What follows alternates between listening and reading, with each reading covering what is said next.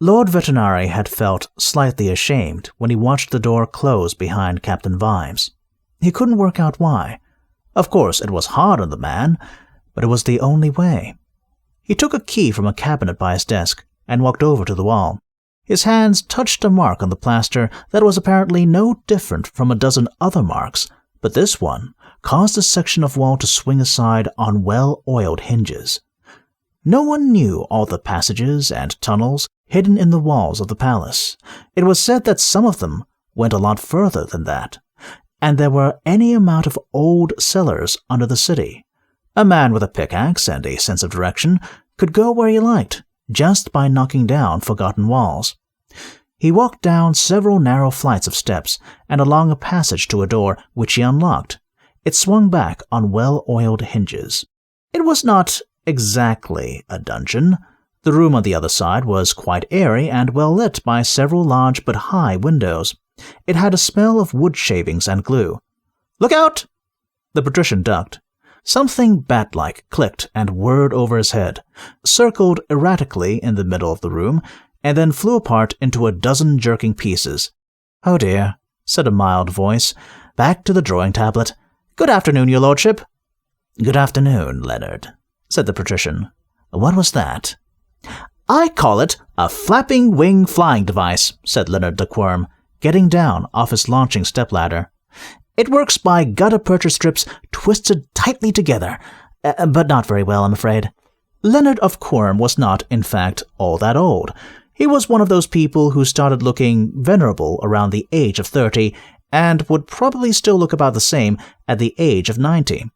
He wasn't exactly bald either. His head had just grown up through his hair, rising like a mighty rock dome through heavy forest. Inspirations sleet through the universe continuously. Their destination, as if they cared, is the right mind in the right place at the right time. They hit the right neuron, there's a chain reaction, and a little while later, someone is blinking foolishly in the TV lights and wondering how the hell he came up with the idea of pre-sliced bread in the first place. Leonard of Quirm knew about inspirations. One of his earliest inventions was an earth metal nightcap, worn in the hope that the damn things would stop leaving their white-hot trails across his tortured imagination. It seldom worked. He knew the shame of waking up to find the sheets covered with nocturnal sketches of unfamiliar siege engines and novel designs for apple-peeling machines. The de Quirms had been quite rich, and young Leonard had been to a great many schools, where he had absorbed a rag bag of information despite his habit of staring out of the window and sketching the flight of birds. Leonard was one of those unfortunate individuals whose fate it was to be fascinated by the world, the taste, shape, and movement of it. He fascinated Lord Veterinary as well, which is why he was still alive. Some things are so perfect of their type that they are hard to destroy. One of a kind is always special. He was a model prisoner. Give him enough wood, wire, paint, and above all, give him paper and pencils, and he stayed put. The patrician moved a stack of drawings and sat down. "These are good. These are good," he said. "What are they?" "My cartoons," said Leonard. "This is a good one of the little boy with his kite stuck in a tree," said Lord Veterinary. "Thank you. May I make you some tea? I'm afraid I don't see many people these days, apart from the man who oils the hinges. I've come to—" The patrician stopped and prodded at one of the drawings. "There's a piece of yellow paper stuck to this one," he said suspiciously. He pulled at it. It came away from the drawing with a faint sucking noise, and then stuck to his fingers. On the note, in Leonard's crabby backward script, were the words, "Crow ot smees siet o.m."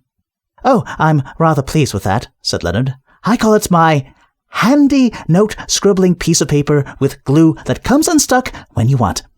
The patrician played with it for a while. "What's the glue made of?" "Boiled slugs." The patrician pulled the paper off one hand. It stuck to the other hand. "Is that what you came to see me about?" said Leonard. "No, I came to talk to you," said Lord Veterinary, "about the gun." "Oh dear, I am very sorry." "I'm afraid it has escaped." "My goodness, I thought you said you'd done away with it." "I gave it to the assassins to destroy. After all, they pride themselves on the artistic quality of their work. They should be horrified at the idea of anyone having that sort of power. But the damn fools did not destroy it. They thought they could lock it away, and now they've lost it. They didn't destroy it? Apparently not, the fools. And nor did you. I wonder why. Do you know, I don't know. I should never have made it. It was merely an application of principles. Ballistics, you know. Simple aerodynamics. Chemical power. Some rather good alloying, although I say it myself, and I'm rather proud of the riffing idea. I had to make a quite complicated tool for that, you know. Milk? Sugar? No, thank you. People are searching for it, I trust. The assassins are, but they won't find it. They don't think the right way. The patrician picked up a pile of sketches of the human skeleton. They were extremely good. Oh dear. So I am relying on the watch. This would be the Captain Vimes you have spoken of? Lord Vetinari always enjoyed his occasional conversations with Leonard. The man always referred to the city as if it was another world. Yes. I hope you have impressed upon him the importance of the task. In a way, I've absolutely forbidden him to undertake it. Twice. Leonard nodded. I think I understand. I hope it works. He sighed. I suppose I should have dismantled it, but it was so clearly a made thing. I had this strange fancy. I was merely assembling something that already existed. Sometimes I wonder where I got the whole idea. It seemed, I don't know, sacrilege, I suppose, to dismantle it. It would be like dismantling a person. Biscuit? Dismantling a person is sometimes necessary, said Lord Vetinari. This, of course, is a point of view, said Leonard of Quirm politely. You mentioned sacrilege, said Lord Vetinari. Normally that involves gods of some sort, does it not? Did I use the word? I can't imagine there is a god of guns. It is quite hard, yes. The patrician shifted uneasily, reached down behind him, and pulled out an object. What, he said, is this? Oh, I wondered where that had gone, said Leonard. It's a model of my spinning up into the air machine. Author's note. It has probably been gathered that although Leonard of Quirm was absolutely the greatest technological genius of all time, he was a bit of a detritus when it came to thinking up names. End author's note. Lord Vetinari prodded the little rotor. Would it work? Oh yes, said Leonard. He sighed. If you can find one man with a strength of 10 men who can turn the handle at about 1,000 revolutions a minute. The patrician relaxed, in a way which only then drew gentle attention to the foregoing moment of tension. Now there is in this city, he said, a man with a gun.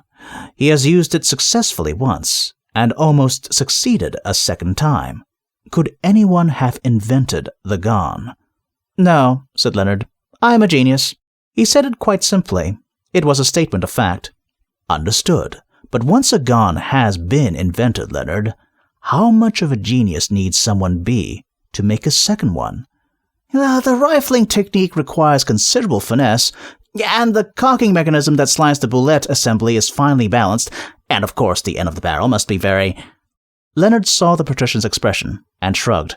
He must be a clever man, he said. The city is full of clever men, said the patrician. And dwarfs. Clever men and dwarfs who tinker with things. I am so very sorry. They never think. Indeed. Lord Vetinari leaned back and stared at the skylight. They do things like open the 3 Jolly Luck takeaway fish bar on the site of the old temple in Dagon Street on the night of the winter solstice when it also happens to be a full moon. That's people for you, I'm afraid. I never did find out what happened to Mr. Hong. Poor fellow. And then there's the wizards. Tinker, tinker, tinker. Never think twice before grabbing a thread of the fabric of reality and giving it a pull. Shocking. The alchemists, their idea of civic duty is mixing up things to see what happens. I hear the bangs, even here. And then, of course, along comes someone like you. I really am terribly sorry. Lord Vetinari turned the model flying machine over and over in his fingers. You dream of flying, he said. Oh yes, Then men would be truly free. From the air, there are no boundaries. There could be no more war, because the sky is endless. How happy we would be if we could but fly." Vetinari turned the machine over and over in his hands.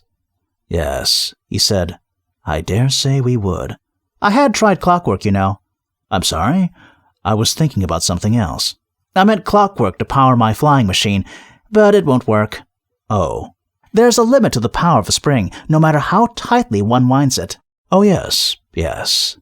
And you hope that if you wind a spring one way, all its energies will unwind the other way, and sometimes you have to wind the spring as tight as it will go," said Vetinari, "and pray it doesn't break." His expression changed. "Oh dear," he said. "Pardon?" said Leonard. He didn't thump the wall. "I may have gone too far."